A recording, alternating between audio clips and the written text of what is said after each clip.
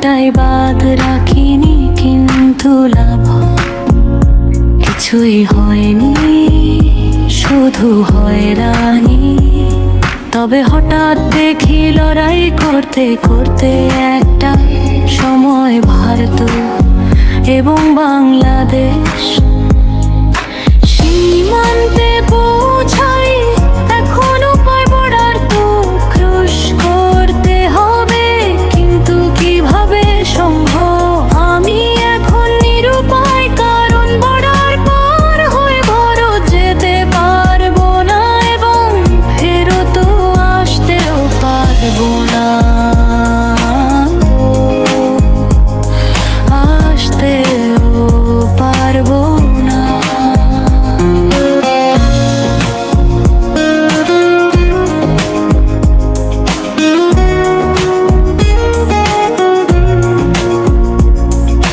কারণ ওখানে অনেক পুলিশ দিদি, এরা অনেক দায়িত্ব নিয়ে পাহারা দেন।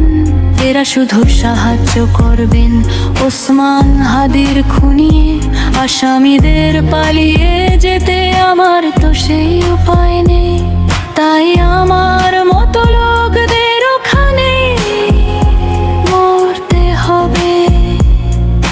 সীমান্তে পৌঁছাই এখনো। সময়ের সাথে সাথে লড়াই বলুন, যুদ্ধ বলুন, চেষ্টা বলুন, কোনটাই বাদ রাখিনি, কিন্তু লাভ কিছুই হয়নি, শুধু হয়রানি। তবে হঠাৎ দেখি লড়াই করতে করতে একটা সময় ভারত এবং বাংলাদেশ সীমান্তে পৌঁছাই। এখনো পাই বর্ডার তো ক্রস করতে হবে, কিন্তু কিভাবে সম্ভব?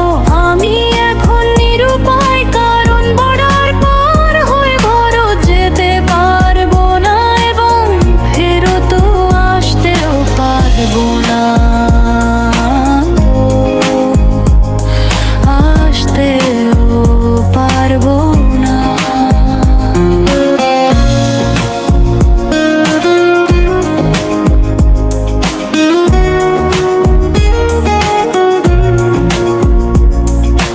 কারণ ওখানে অনেক পুলিশ দিদি, এরা অনেক দায়িত্ব নিয়ে পাহারা দেন।